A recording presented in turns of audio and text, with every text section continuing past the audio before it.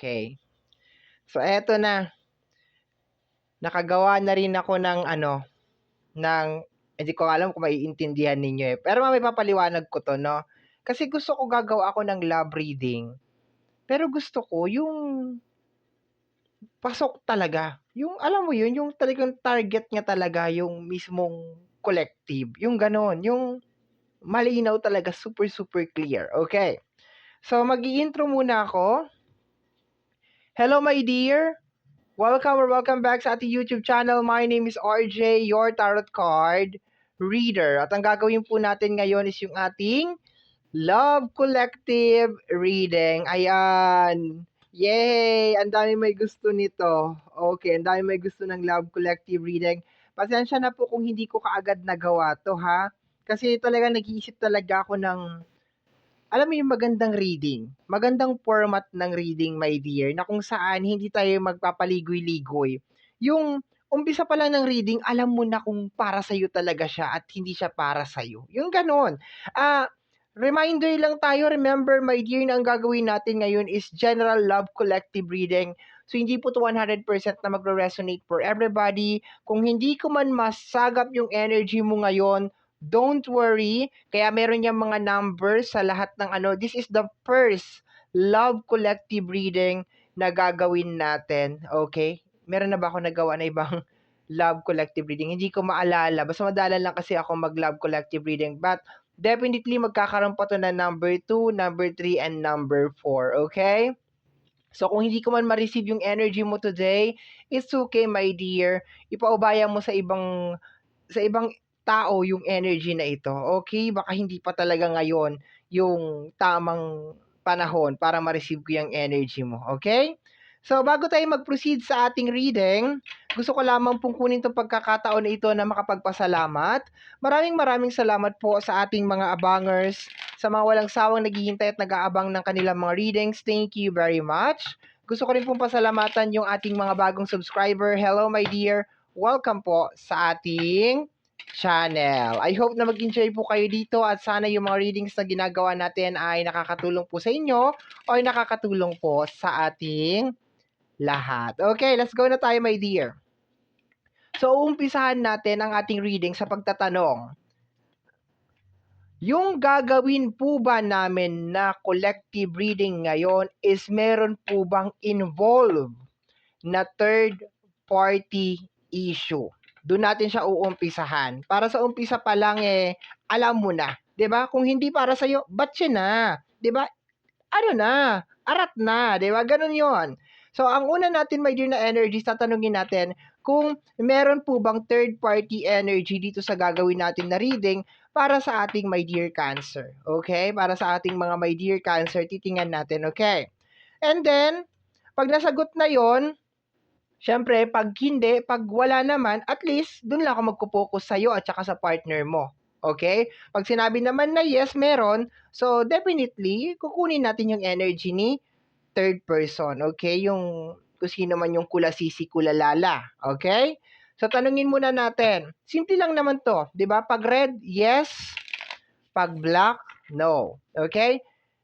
Yung reading po ba na gagawin namin ngayon is meron po bang third party? Tingnan namin, ha. Tingnan natin. Kaninong energy mo to?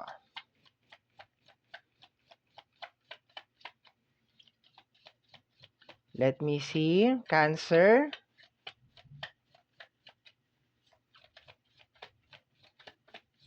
Okay. Yes. So far, simula kay Aries, kay Taurus, sa'yo, meron talagang third party. Okay? This is the Three of Cups or the Three of Hearts. Okay? That is a confirmation na yes, meron. Okay, meron. So, yung reading natin is iikot doon or may kasamang ganon. Okay, this is a confirmation na may issue ng third party. Okay? So, yung third party na yan is hindi naman yan as in like nangyayari ngayon. Posibleng mga past energy na yan. Okay? Mga possible na dati na ninyong pinag-awayan niyan. Diba? Dating issue na. Titingnan natin, my dear, ha? Pero so far, nag-yes siya. Okay? Nag-yes siya. Okay. So, kunin natin, my dear Cancer, yung energy mo. Eto medyo i-clear ko lang ha. Dito kasi sa hawak ko na card, lahat ng tao pinagsama-sama ko dito. So, hindi ibig sabihin ang lalabas ay lalaki para sa lalaki lang. Hindi lalabas babae para sa babae lang.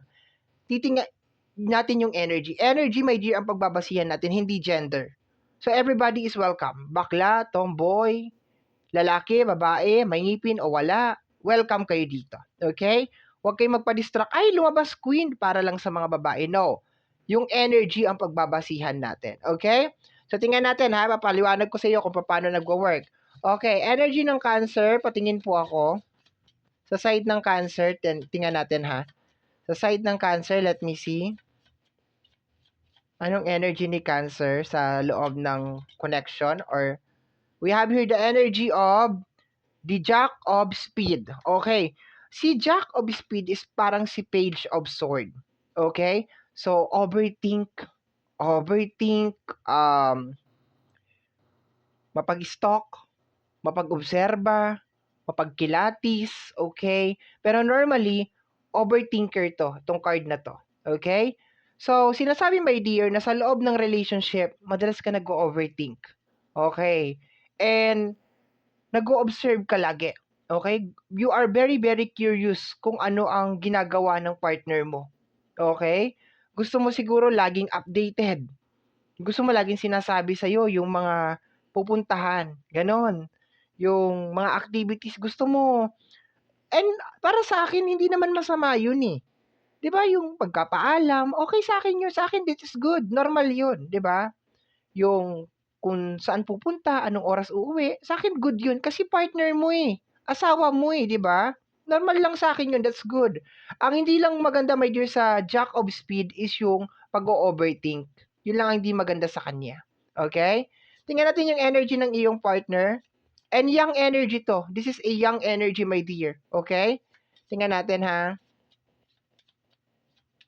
Pwede naman din isip bata. Pwede din. Young energy or isip bata. Pero page kasi yan eh. So, young energy yan. Tingnan natin yung energy ng partner mo.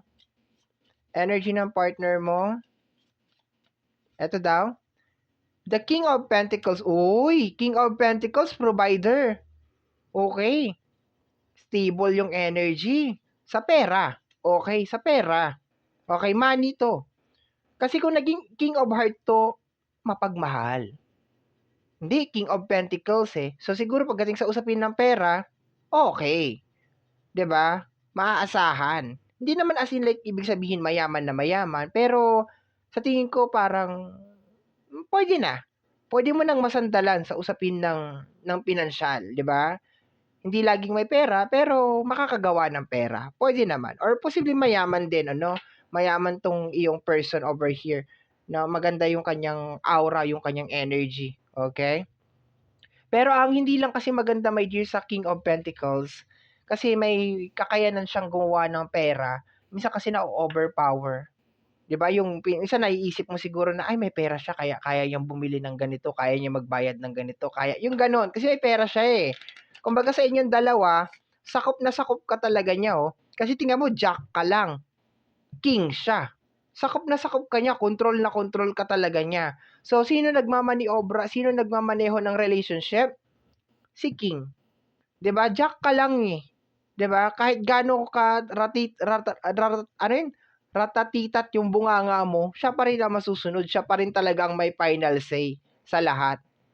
Baka siya nga din ang nagpro-provide kasi King of Pentacles eh. 'Di ba? Baka siya ang nagpro-provide. Hindi talaga baka, siya talagang nagpro-provide kasi king yan eh. 'Di ba? King of Pentacles. Ibig sabihin, siya talaga lahat. Pero sakop na sakop ka nga talaga, my dear. Kain na kain ka talaga niya. Okay, so tingnan natin kung ano nangyayari sa connection ninyong dalawa. Okay, tingnan natin. Talaga pinag-isipan ko talaga kung paano ko gagawin tong love collective reading na to. Para sa umpisa pa lang, my dear, ng reading, alam mo na kung para sa'yo. 'Di ba? Hindi ko na nasasayang ang oras mo. Kasi ano to eh, general collective to. 'Di ba? Kung hindi man mag-resonate, better luck next time, my dear. Okay? Tingnan natin kung ano ang nangyayari sa connection ni Cancer. Pagdating pala sa zodiac sign, dalawa ang nananaig dito na zodiac sign ha. energy ng Earth sign, Taurus, Virgo, and Capricorn, and energy ng Gemini, Libra, and Aquarius, ha? Ito, ha, sila yung lamang ngayon, my dear, dito, ha? Maybe your partner is Taurus, Virgo, and Capricorn, Gemini, Libra, and Aquarius. Ayan, ha? Tingnan natin, ano nangyayari sa energy nyo as of this moment, sa relationship ninyong as of this moment. Maliban sa kinonfirm na mayroong energy ng third party, ano pa po yung kailangan namin malaman sa loob ng relationship? Ano pa po yung kailangan namin malaman? We have here the energy of the Six of Sword. Okay, ang Six of Sword or the Six of Speed is ano naman siya? Like, nagpapatuloy naman siya. Like, umuusad naman yung relationship nyo. Pero, ang daming unresolved na issue. Maraming mga unresolved na issue, my dear. Okay? Kasi sa tarot card, si Six of Speed or the Six of Sword, ito yung nakasakay sila sa bangka.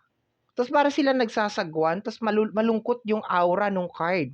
So, ibig sabihin, may mga unresolved na issue sa inyong dalawa. It's just more on parang, siguro, parang hindi na lang siguro tayo mag-away. Sige, hayaan mo na, okay na, yung ganon. 'Di ba?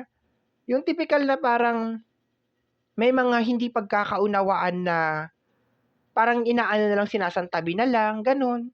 Pinapatawad na lang, kahit na sa puso mo is, alam mo siguro na sumobra na, 'di ba? Lumagpas na, pinapatawad mo na lang, inuunawa mo na lang. 'Di ba? Yun ang nakukuha ko dito. Mabigat tong card na to. Kasi possible na nagsasama kayong dalawa or okay kayong dalawa, pero mayroong mga issue na hindi pa rin nare-resolve, hindi pa rin naaayos, okay? So tingnan natin. For some of you, baka ini-stalk nga ninyo eh, 'di ba? Iniimbestigahan ninyo yung partner ninyo kasi remember si Jack of Speed, ano to eh, stalker na energy. Ini-stalk ninyo yung partner ninyo, okay?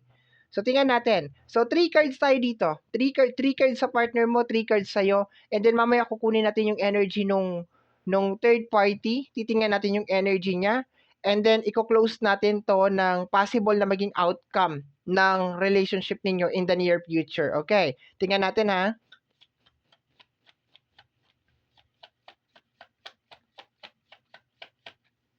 Sa'yo muna tayo. Kuha tayo ng card sa'yo. Tingnan natin, my dear Cancer. Cancer. Eto daw. We have here the Five of Pentacles, okay? Ang Five of Pentacles or Five of Diamonds, problema sa pera yan. Okay, problema sa pera yan. Okay, ito, tingnan natin kung talagang mayaman to, titingnan natin ha. Kasi ito, clarified na talaga dito na parang nag-i-struggle ka talaga. Okay? Pwede naman to, my dear, na kaya ka nag-i-struggle kasi ang dami mong gustong mangyari sa buhay. Pero kahit saan natin ilagay yung angulo, my dear, Five of Pentacles or Five of Diamonds is problema na may kinalaman sa usapin ng pinansyal. Okay. Tingnan natin yung energy ng partner mo. Okay, eto daw. The Five of Wands. Okay. Parang, 5-5, 5-5. Angel number 55. Okay. So, si partner is little bit defensive. Palaaway si partner. Palaaway. Okay, mahilig to sa parang siya yung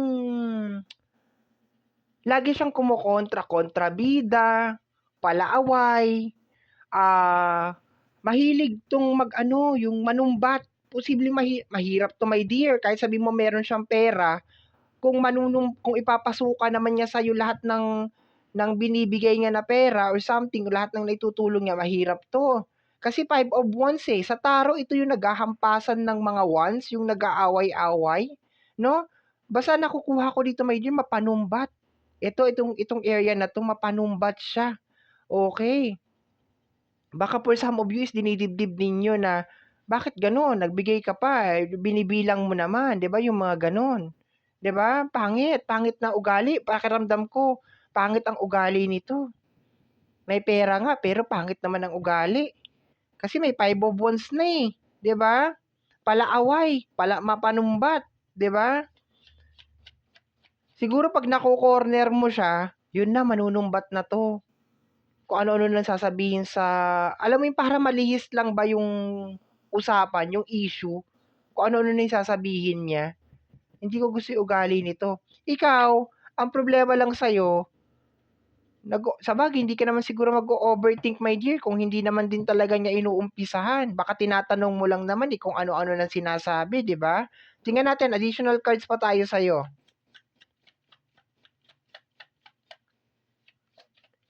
Oo, kaya pala may 6 of Swords dito. Kasi, parang maski nakakasakit na siya, yung mga ginagawa niya, parang nilulunok mo na lang, di ba? We have here the 10 of Cups. Gusto mo buong pamilya. Gusto mo buong relationship. Nagsasakripisyo ka dito, my dear. Nagsasakripisyo ka. Talagang lahat ginagawa mo para sa pamilya. Ayan o, family card to, 10 of Cups. So, gusto mo buong pamilya. Gusto mo masayang pamilya. Kaya siguro for some of you, hindi kayo nakikipaghiwalay. Ayaw pa ninyo makipaghiwalay kahit sumusobra na to. Tingnan natin ha, pakiclarify po. Si King of Diamonds. Tingnan natin ha, Cancer. Ito daw, ito. We have here the 6 of Pentacles. Pakiramdam ko may pera talaga siya eh. Pero ang nakukuha ko dito, parang wag mo siyang pakikialaman kung saan niya dadalhin yung pera niya. Parang wag mo akong pakikialaman kung anong gagawin ko sa pera ko. Kasi ako si King of Pentacles. 'Di ba? Ako nagpapalamon sa'yo. Yung parang ganun, yung ang sama ng ugali nito, hindi ko nagugustuhan. Parang ang bigat nung atake niya na para bang kulang na lang ipasukan niya sa'yo yung lahat ng pinakain niya sa'yo. Parang ganun. Parang pag ito kasama ko sa bahay, parang ang hirap lumunok ng kanin. Parang ang hirap sumubo ng kanin. Yung parang ganun. Manunumbat to. Mahilig manumbat to. Okay. Once again, my dear ha, this is a general collective reading. Pag hindi po makaresonate, pag hindi po nangyayari, leave this energy for others. Wait ka sa susunod na reading natin. But you wait ka sa susunod na reading natin, definitely I will be making part 2 nitong ating reading. Okay? Kaya nilagyan ko siya ng number eh. Makikita mo, sabi dito, Cancer, Love Collective Reading, number 01. Ibig sabihin, number 1 pa lang to. Posibleng magkaroon pa ng number 2. Okay? Punta tayo sa'yo, my dear. Energy mo, baka ano to, my dear, itong third party na issue. Noon pa to, ibig sabihin matagal niya nang ginagawa. Paulit-ulit na lang. Kasi may pagkabosi. Parang sinasabi nga, wala kang pakialam kung anong gagawin ko. Pera ko to, parang ganun. Akin to. We have here the energy of the Ace of Wands. Ikaw ang bumubuhay ng relationship, my dear. Ikaw ang dahilan kung bakit hindi pa naguguho tong relationship na to. Kasi umaasa ka at naniniwala ka. Yung mga pagkukulang niya, ikaw yung pumupuno. Kung meron kayong anak, ikaw yung pumupuno. Ikaw ngayon na nanonood sa akin, it really doesn't matter kung lalaki ka o babae ka, ikaw yung pumupuno ng lahat ng pagkukulang ng partner mo. Kasi ito, sabihin natin, baka may magandang trabaho to or kung ano man, may pera eh. Okay. Pero hindi maganda ang ugali. Magaspang ang ugali. Okay, tingnan natin, my dear Cancer. Okay, ito daw. We have here the 6 of Cups. Parang buhay. Angel number 66, angel number 55. Ay, 666 oh. 6 of sword. Ay, 6 of speed. 6 of diamond, 6 of hearts. Okay. Dito tayo. 666. 555. Ang nakukuha ko dito parang buhay, binata pa rin, no? Parang wala siyang asawa. Hindi mo maramdaman na asawa mo siya or partner mo siya. Kasi gagawin niya lahat ng gusto niya, my dear Cancer. Gagawin niya talaga. Hindi magpapaalam sa'yo. Pag kinumpronta mo, magagalit. Mainit ang ulo. Kahit magtatanong ka lang, galit na galit. Posibleng nagwawala pa, nanunumbat.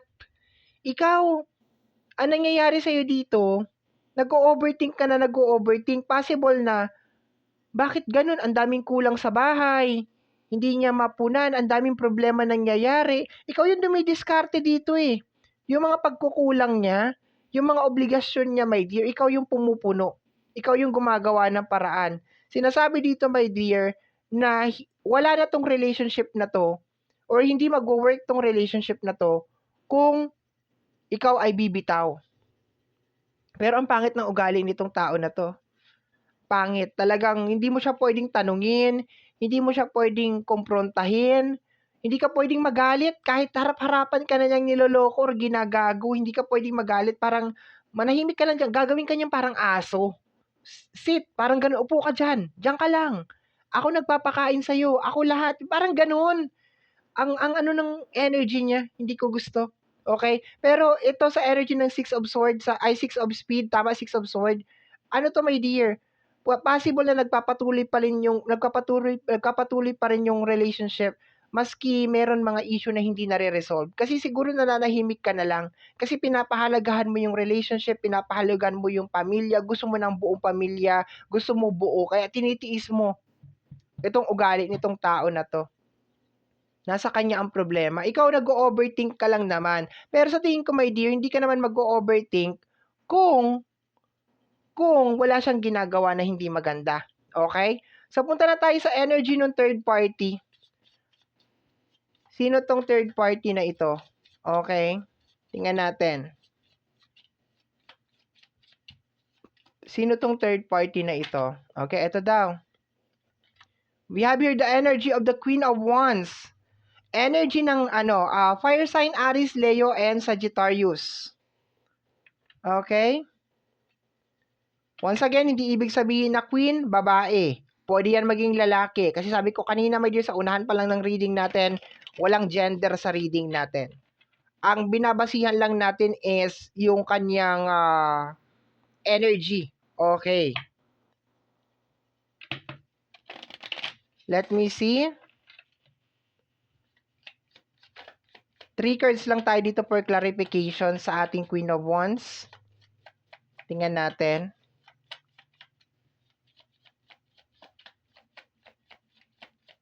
Tapos later, my dear, titingnan natin yung possible na maging outcome ng relationship nyo. Pero, bibigyan kita ng time kung pakikinggan mo pa ba o hindi na. Kasi, kaya my dear, hindi ako nag-o-offer ng fortune telling na reading. Kasi meron mga bagay na dapat nananatili na lang sa hinaharap. Pero dahil makukulit kayo, sige eto, titingnan natin kung ano yung possible na magiging outcome ng relationship na ito, ha? Mamaya, later, magbibigay ako ng head start bago tayo pumasok doon para pwede mo nang i-off yung video, mag-exit ka na dahil masaya ka na dun sa narinig mo, 'di ba? Kasi meron mga may mga future na dapat nananatili na lang sa future dahil makukulit yung iba dito, sige pagbibigyan ko. Walang sisihan ha. Walang sisihan sa kung ano yung lalabas. Ikaw ang nag-request niyan. Binigyan kita ng choice kung mag-i-stay ka ba or magpo-proceed ka. So kung anong mangyayari, ikaw yan, 'di ba? It's all up to you. Okay? Tingnan natin. Paki-clarify po itong si Queen of Wands. Paki-clarify po itong si Queen of Wands. Okay, eto, dalawa. Ayun, dalawang card, oh. 3 card lang naman to eh. First card natin is energy ng Nine of Wands. Hindi makamove on. Hindi siya makamove on, my dear.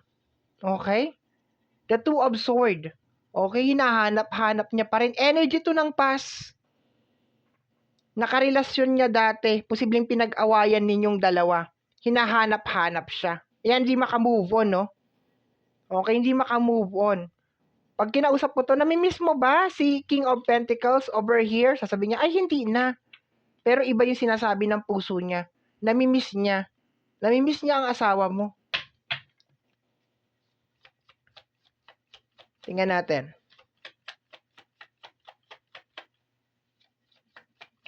Hinahanap-hanap niya.